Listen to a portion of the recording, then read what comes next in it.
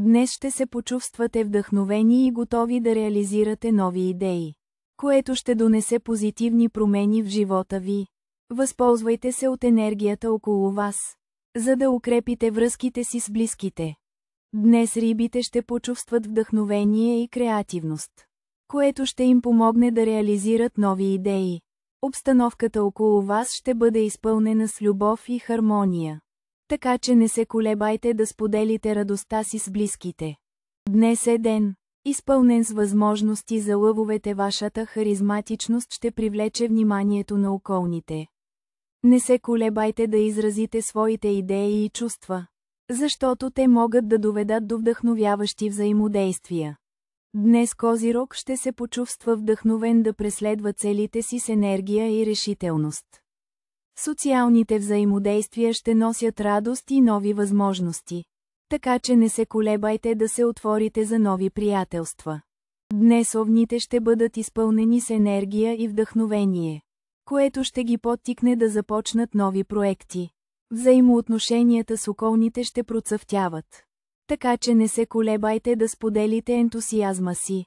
Днес Близнаци, ентусиазмът и креативността ще ви водят в ежедневието. Така че не се колебайте да споделите идеи с околните. Възможностите за нови запознанства и интересни разговори са на хоризонта, насладете се на тях.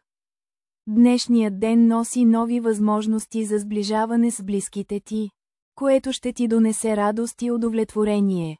Позволи си да се отпуснеш и да се насладиш на моменти на щастие и хармония в отношенията с хората, които обичаш.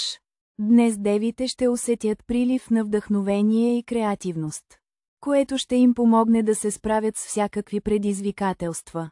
Възползвайте се от енергията си, за да се свържете с хора, които ви вдъхновяват и независимо от трудностите. Се радвайте на момента. Днес Везните ще се радват на хармония в отношенията си и на нови възможности за сътрудничество. Позволете си да се насладите на малките радости и бъдете отворени за приятни изненади. Днес е ден за нови начинания и възможности. Скорпиони, вашата интуиция и страст ще ви водят към успех. Така че не се колебайте да следвате сърцето си.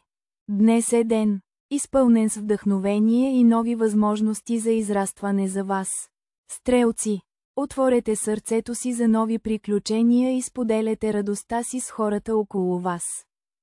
Днес Водолей, твоят креативен дух ще блесне ярко и ще ти помогне да намериш нови решения на стари проблеми.